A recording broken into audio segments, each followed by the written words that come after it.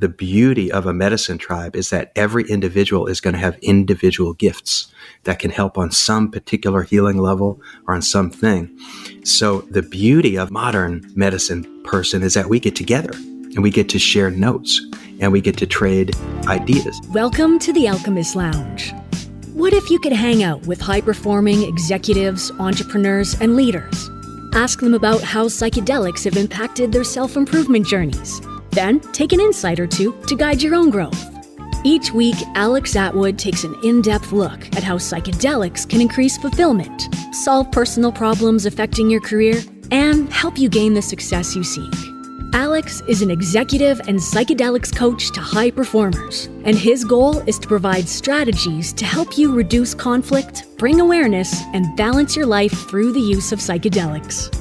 Now, here's Alex. Welcome back to another episode of the Alchemist Lounge.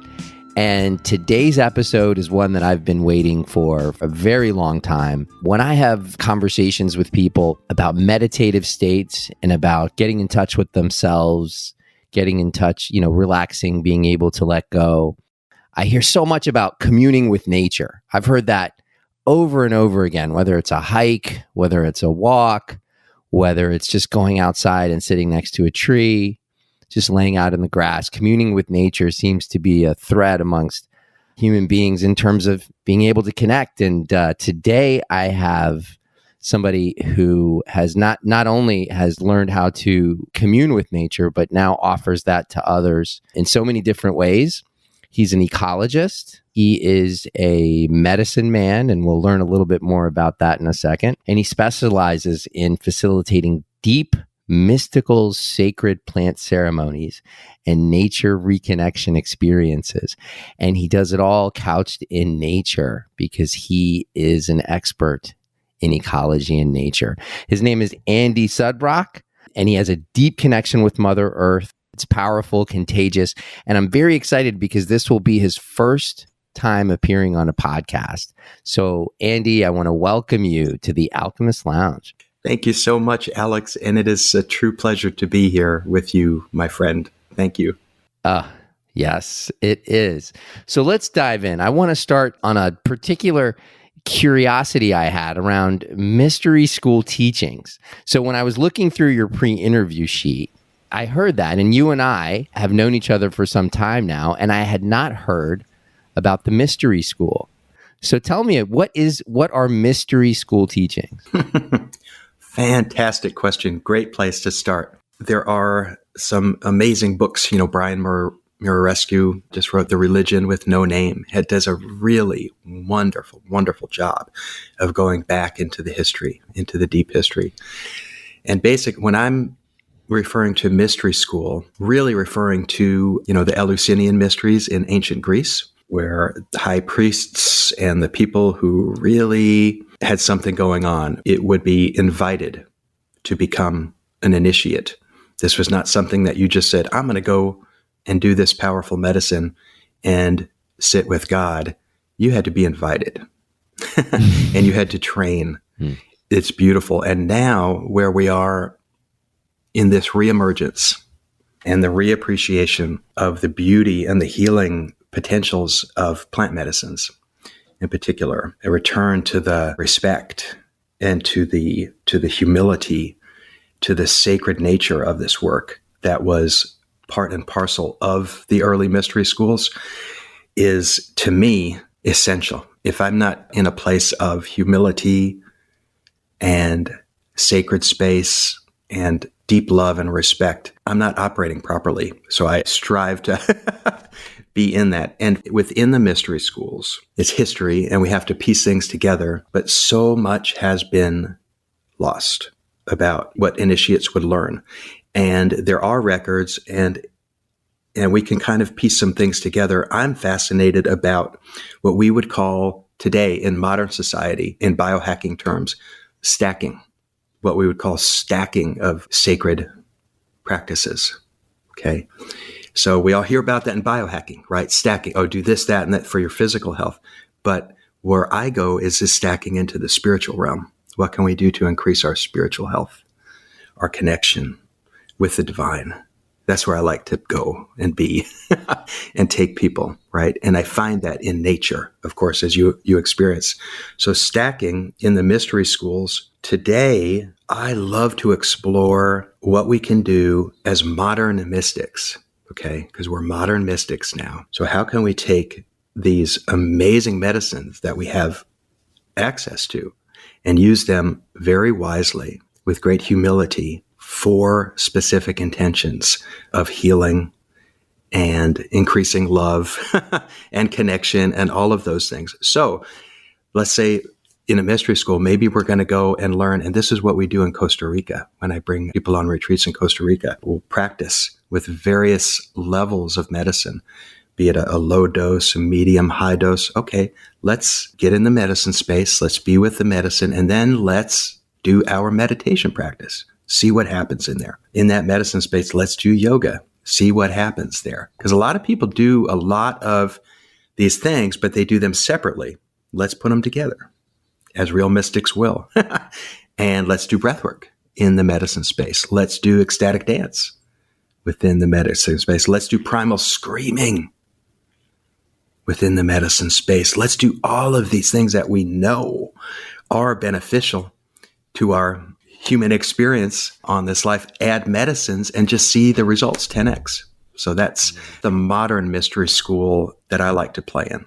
Everything I do in this work, everything I do, it all comes down to reconnection. I've given great thought to this and meditated on this. And what I've come up with is when I work with people in either one-on-one or group settings, what I'm really good at and try to help people along with is that reconnection on 3 distinct levels. I'm going to go through those and nature, and this is mystery school work. So if you come to work with Andy in mystery school, we're going to work on reconnection. We're going to work on reconnection with yourself. I mean, how many people today are completely disconnected from their true self? With modern society, rushing, hustle culture, constant social media comparison and this and that, all that garbage, it just disconnects people from their true nature. Copy? So number 1 is get reconnected to self. And we do that beautifully. The medicine is so good at that. Number 2 is reconnecting with others, right? So just like we have done and we're doing now, we're connecting virtually now, but we know that there's a big difference between connecting virtually and connecting in person.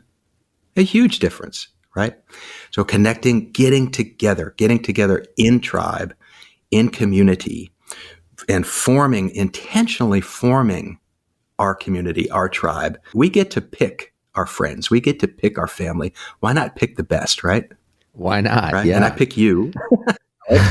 So we get to reconnect community, which is, again, in today's world when we're so isolated and kind of siloed. And of course, the last few years have really exacerbated that and shown how disconnected we are from each other. And the need for that human connection is just essential. Thirdly, reconnection with spirit.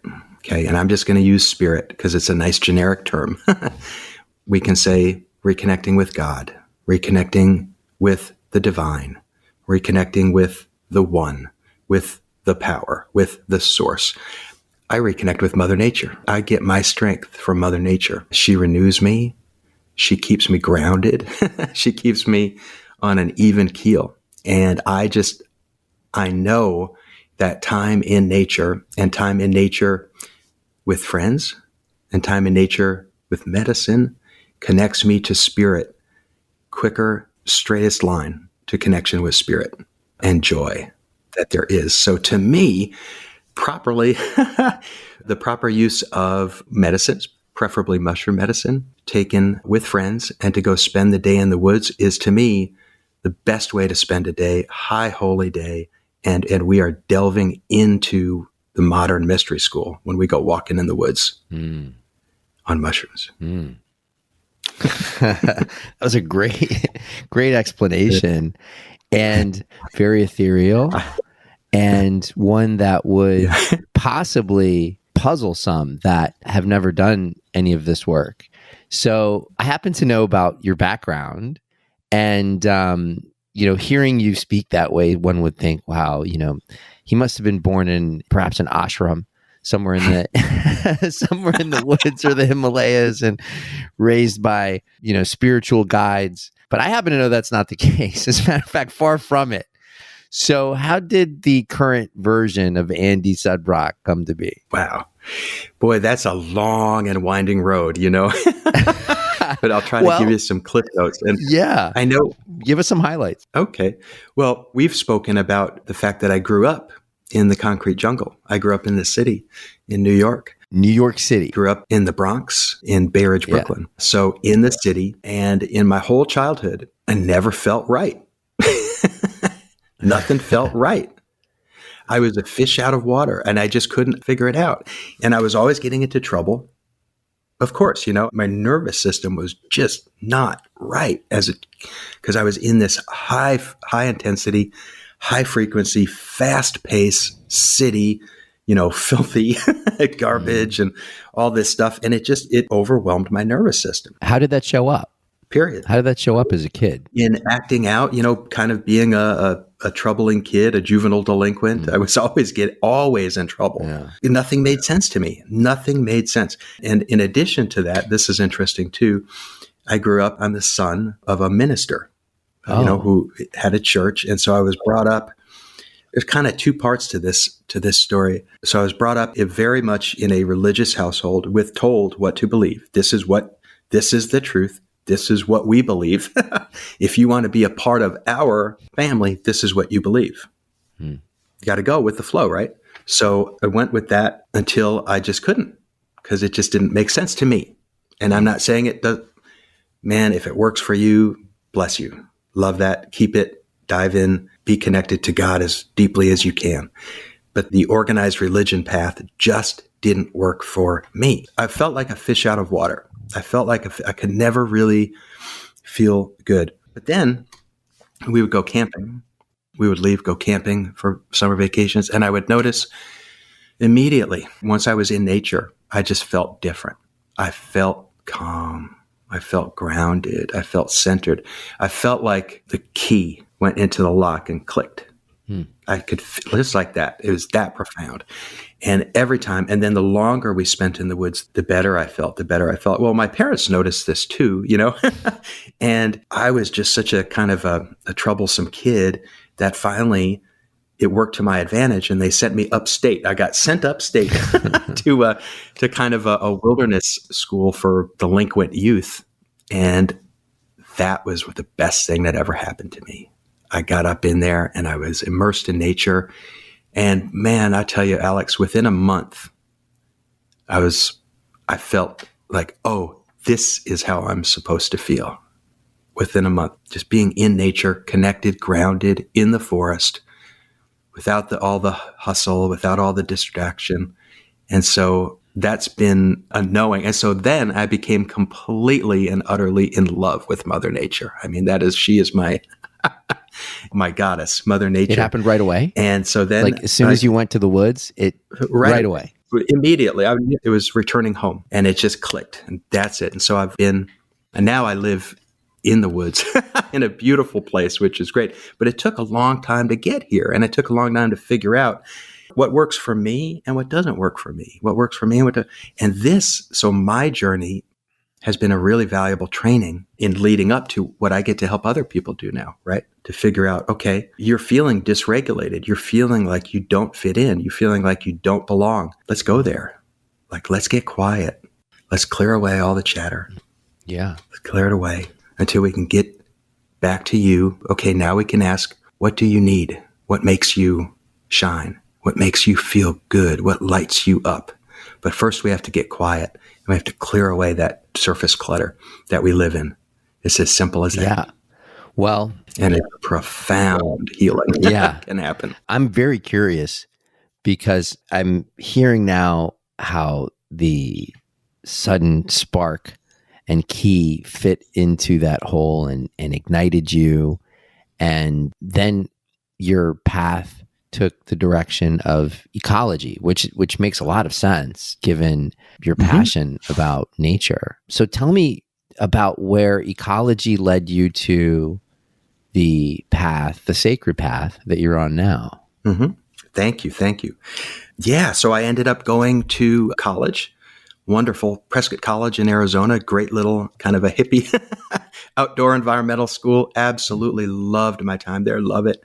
And I studied ecology because I wanted to, who's my goddess is Mother Nature.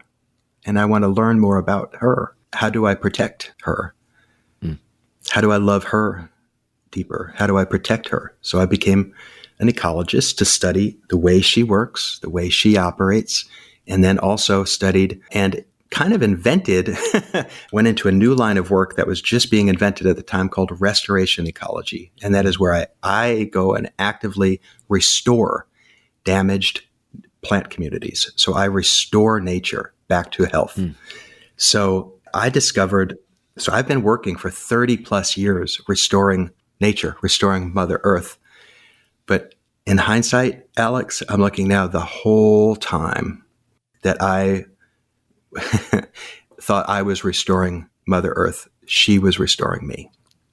Wow. Period. Yeah. And so that connection, that love affair, let's just call it what it is. I have a love affair with Mother Earth, with nature. And that love affair just continues to grow and to deepen. And my devotion to her and my love for her and my respect for her just continues to grow and deepen. It's such a beautiful, wonderful relationship.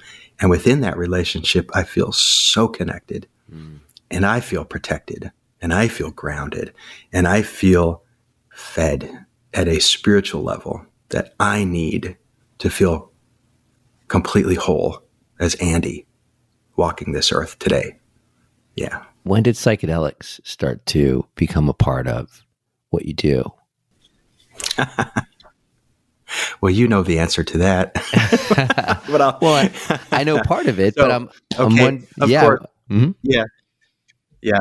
So as in everything, there's a whole backstory. And of course, you and I have a wonderful common interest. We're both Grateful Dead fans. We both love the Grateful That's Dead. right. And I was introduced.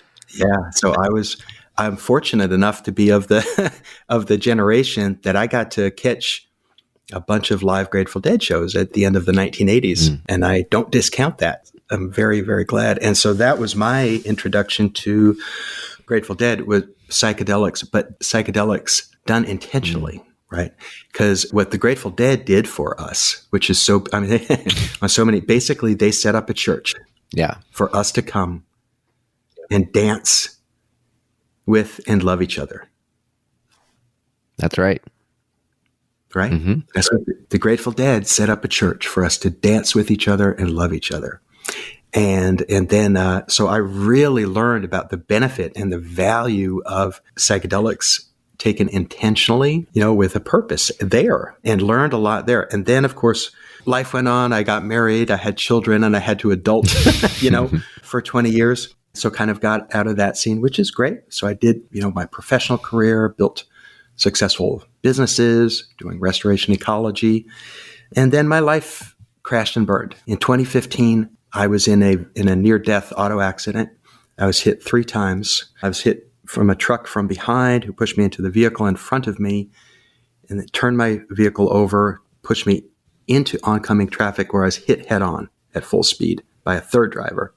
All of this happened, in the time space of 1 second. But you can imagine what my head did. It was like a bowling ball on a piece of spaghetti.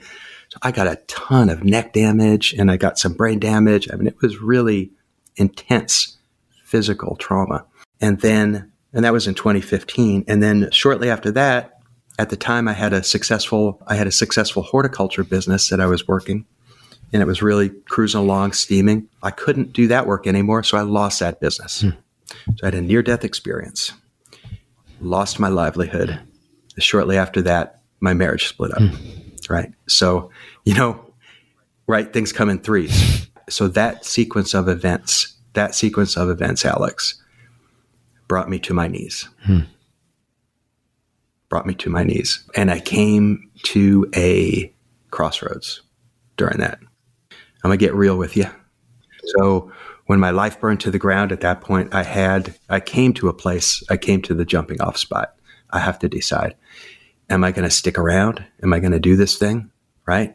And if I am, I have to get better. I have to figure out how to get better, because I was so broken. I was so devastated. I was so destroyed by what happened there in my life. I didn't know what to do. And so that got me on the medicine path. Okay. As often, things do, that got me back on the medicine path. And that got me back. It was grandmother ayahuasca who called to me, and I started working with her. And she's such a loving spirit, such a beautiful grandmother energy. And she guided me for a couple of years. She was my primary teacher. And I actually ended up making my way down to Peru to sit with Shipibo shaman and some Quiro shaman in the Andes. And it was during particularly high note ayahuasca experience that grandmother, she initiated me. She said, "Your life, will you give your life to me, to the service of others?" And I said, "Yes." And boom, at that moment, everything changed. And I received a kind of an energy, a download. It was very beautiful, weeping, tears, just everything. And she told me at that moment, she said, "Andy, your medicine to bring to the people is the mushroom medicine." That was clear. That was the direction. Your medicine to bring to the people is the mushroom medicine. So those were my marching orders. Thank goodness they were so simple and so direct and so clear, because ever since then, I have been on that path. Okay. Because she has shown me the way, and she's shown me my medicine. I worked with grandmother ayahuasca for years, but she showed me that my medicine is the mushroom medicine. And now that is the medicine that I get to serve to other people and to help them rebound from devastating life circumstances, or to simply reconnect and elevate their lives on all levels. Listening to your journey, where it started in the concrete jungles of Brooklyn and the Bronx, New York, and led to so many different discoveries and passions and connectedness. It's really inspiring. Now I'm hearing that the 21st century, with people like you on this side of the ocean, on the west side of the ocean, that understand the people here in the US and our journey and our stress and some of our disconnected ways that seem to be compounding as technology begins to pervade every waking moment of our lives. I've heard you talk about shamanism, and specifically 21st century shamanism. And even the word shaman is somewhat controversial in a way, because people have labeled themselves shamans. I know that there was the guy who was part of the January 6th. What was his name? I don't remember. Whatever it was. The QAnon shaman. The QAnon shaman, yeah. So that word is just that word is just kind of thrown around quite a bit. Yeah. So that's a prime example of misuse of that term right there. I totally agree. So let's clear the air here in terms of shamanism. What do you define like shamanism? And specifically, if you want to think about 21st century shamanism. Beautiful question. Beautiful question. In my opinion, again, this is my opinion, shaman is a term that others bestow upon you, not one that you bestow upon yourself. It's a sacred honor. And so traditionally, the shamans in all across history, all across society, have been the ones who have gone to the places others are afraid to go, and who actually has the ability to enter into portals, to enter into other dimensions, to enter into other spiritual realms, and to practice that, to go in, be able to navigate, to find the nuggets, to find the gold, like Terence McKenna always so eloquently spoke about. Find those bits of wisdom and bring them back to tell us. So the shamans of old and the shamans of today, I would say, are people who have, first and foremost, a direct connection to spirit. My opinion, there is no shamanism without a direct connection to spirit. And that direct connection to spirit, again, in my opinion, that's where our gifts come from. I'm not going to call them powers, I'll call them gifts, because like in our group, as you and I, we have in any medicine group, the beauty of a medicine tribe is that every individual is going to have individual gifts that can help on some particular healing level or on something. So the beauty of modern medicine person is that we get together and we get to share notes and we get to trade ideas. We get to trade medicines like we just did in San Diego with our third wave reunion. I was out there just reveling in the fact that, even 100 years ago, in order for medicine people to get together, it probably meant, an annual rendezvous somewhere, a powwow that took days and days of walking or horseback riding to get together just once a year. So you can meet up with the other medicine people, share notes, share medicine, all the things. And we get to do that now with greater frequency. So I rambled there. Let me get back to what I define as a shaman. A 21st century shaman, in my opinion, is someone who first and foremost has a direct connection to spirit, and that direct connection is not only visible, but it's palpable. Yeah, I wanted to learn about, because there's a fascinating alchemy behind the creation of the sacred path. And the alchemy behind the creation of Sacred Path. So let's chat a little bit about that. Like, what led to that retreat? A very beautiful circuitous route that's still in motion. It's still being created. It's in motion right now. And it's got legs. I'm happy. So a couple of years ago, Alex, remember you and I were in Utah. We were at our retreat for our third wave program. And we were given an assignment. And the assignment was design your coaching program designed around integration, which was a perfect question. But the question at that time, at that day, in that place, just wasn't resonating with me. It just didn't capture my attention. I thought, I don't want to waste this time that we have together. And so I need to come up with a question that I do want to answer, that I do.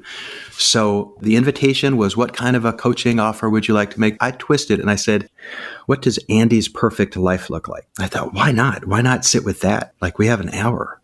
Why not? What a great question. Why don't I design Andy's perfect life within that context of our program, of our training and the business that we're building to help other people? And so with that question, I just sat with that and let the answers come. And the answers came in just boom, boom, boom, said Andy's perfect life is living a spiritually centered life, serving others and helping others and serving others through medicine and through reconnection and all of the shamanic arts that we practice, right? Helping others and doing so in beautiful tropical locations, because our wonderful powers that be still deem these medicines as dangerous and illegal. So for the time being, we got to do what we got to do. And if that means go to Costa Rica to serve the medicine or go to Jamaica, hey, sign me up. I'm in. So, so I just wrote down on that one afternoon that we were together, I would like to have a spiritually centered medicine retreat at least once per quarter and go to a beautiful tropical location, meet with amazing, interesting, fascinating people and see the lights come on. So I wrote that, and that's happening. And it's actually steamrolling. So where I had written down one retreat per quarter, now I've got, Alex, this spring I've got a retreat in Jamaica in April. Mm-hmm. I'm sorry, in March. I'm going to Jamaica in March, back to Jamaica in April, to Costa Rica at the end of April, and then back to Costa Rica at the end of May. And these are all for medicine retreats. So wow. You put the intention out there, pure intention with love and humility, and put some energy and action behind it, dreams come true. That is beautiful. Miracles happen. It's as simple as that. Are you serving medicine in most of these, or if these are all part of your Sacred Path retreat? They're not all Sacred Path retreats, and thank you for that clarification. So I had to come up with a name, and I sat during that exercise, and I came up with perfect name, Sacred Path. And I don't think I came up with it. I think it was it was given to me. That was divine inspiration.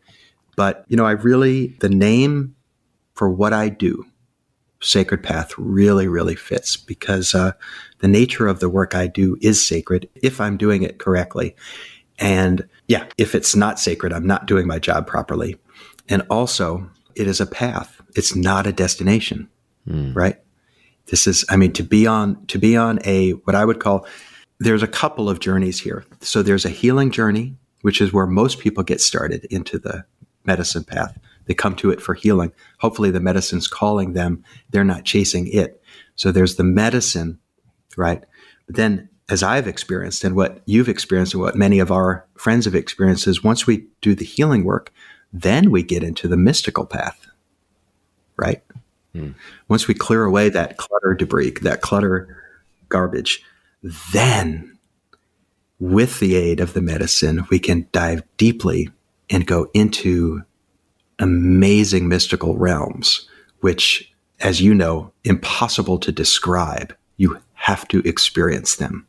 And in those mystical realms, that's where I love to be, to spend time, and to take others in, because there we are sitting. You just feel it 100%. You are in direct connection with the divine. And I really don't want anything other than that, to be in direct connection with the divine.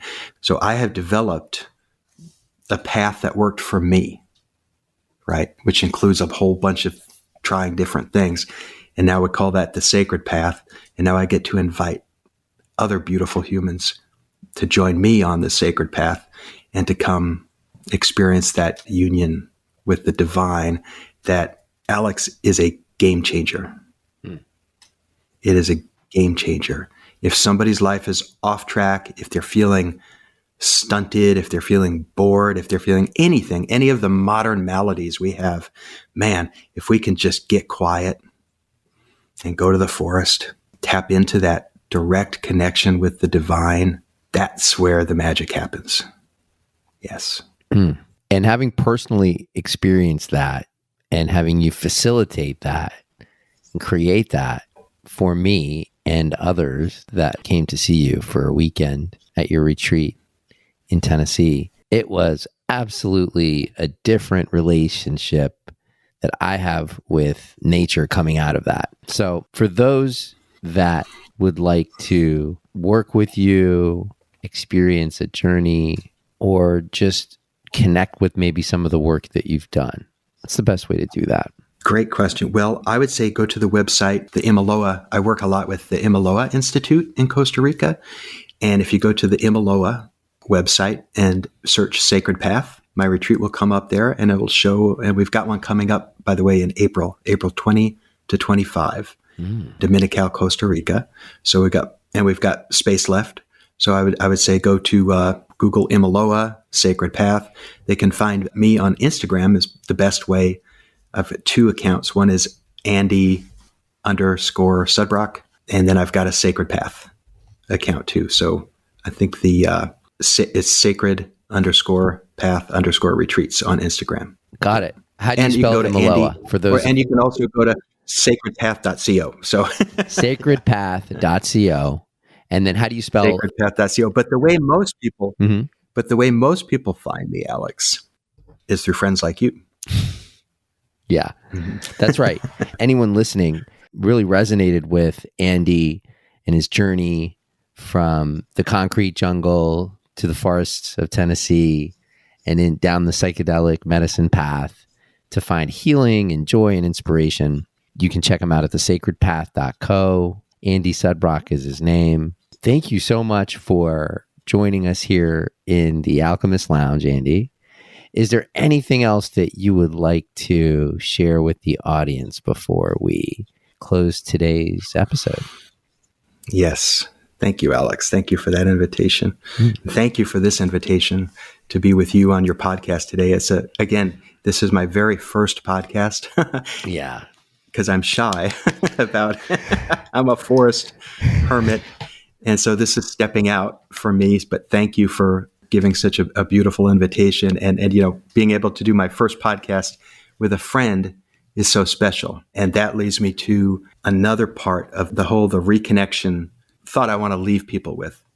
Please. Today in 2023, if I'm looking around at the world and kind of what needs fixing, what needs repairing, to me, it is connection, good connection with other people. People are divided into factions and tribes and this and that. That is not working. We can see that. But when we can get together, in a medicine circle and form community and do this deep work together, do this deep healing work. So we see each other, we know each other deeply. Like I know you deeply and intimately, Alex, because we've done some things together. From that connection, from that friendship is so important today, and just connecting. So I've been in such joy after last weekend connecting with our tribe, at our rendezvous in San Diego. And again, I just constantly, every day when I meditate and say thanks, I'd say thank you for my friends, for my family, for my tribe, for my community, to be and to go out and to intentionally create connections and community, to me, is super important today. And I know it's super important to all of the other medicine people.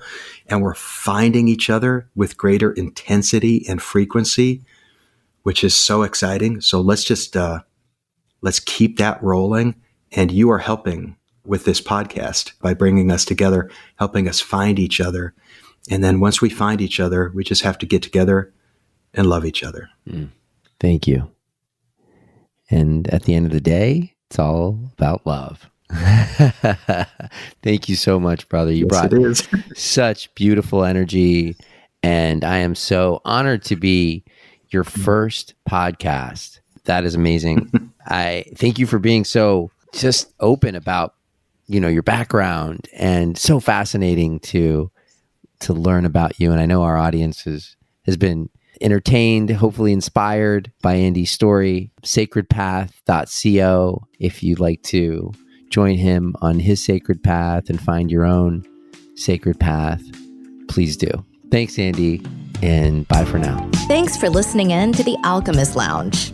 If you enjoyed this episode and you'd like to help support the podcast, please share it with others, post about it on social media, or leave a rating and review on Apple iTunes. To catch all the latest from Alex Atwood, you can check out his website at alexatwood.co. Thanks again, and we'll catch you next time at the Alchemist Lounge.